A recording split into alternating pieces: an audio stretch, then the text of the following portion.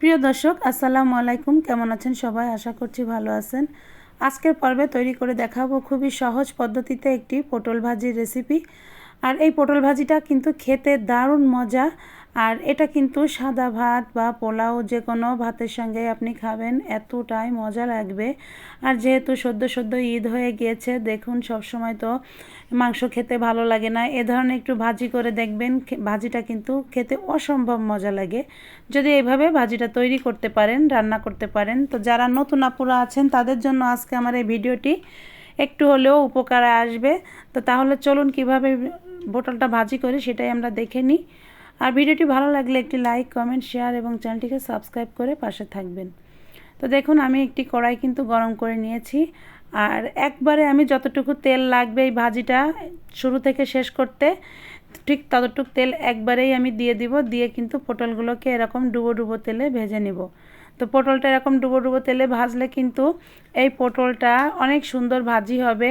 সম্পূর্ণ পটলটা সব সাইড থেকে খুব সুন্দর করে সেদ্ধ হয়ে যাবে।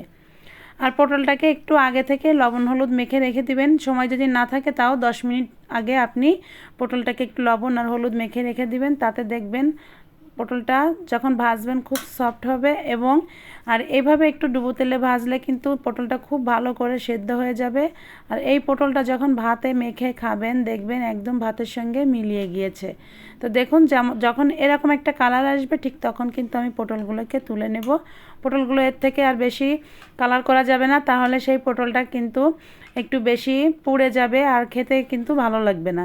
তো বাকি পটলগুলো আমি একবারে এভাবে দিয়ে ভেজে নেব। তো পটলগুলো ভেজে নেওয়া হয়ে গেলে ওই তেলের ভিতরে দেখুন এখানে আমি কিছু পেঁয়াজ আর কাঁচামরিচ কুচি দিয়ে দিয়েছি। আর এই পেঁয়াজ কাঁচামরিচটাকে একটু ভেজে নিতে হবে। আর সামান্য একটু লবণ আর হলুদ আমি দিয়ে দেব। আর এতে কিন্তু আর কিছুই দিব না, তবে এই ভাজিটা কিন্তু খেতে দারুণ মজা লাগবে, অসম্ভব মজা লাগবে যদি এভাবে ভাজিটা করে খান।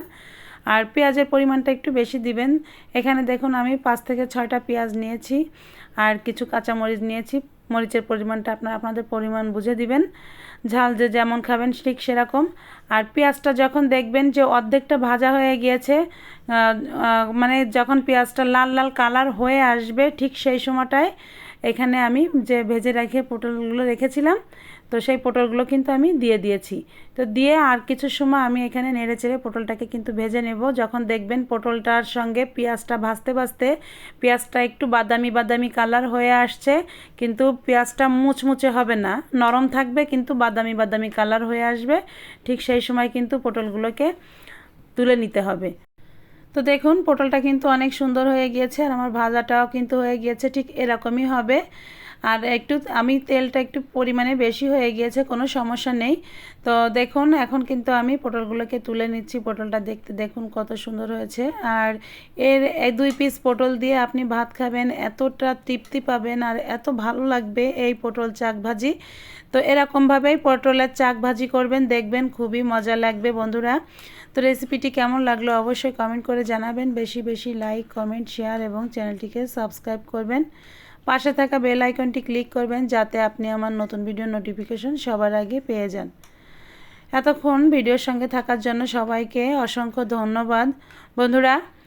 সবাই ভালো থাকবেন। আল্লাহ হাফেজ।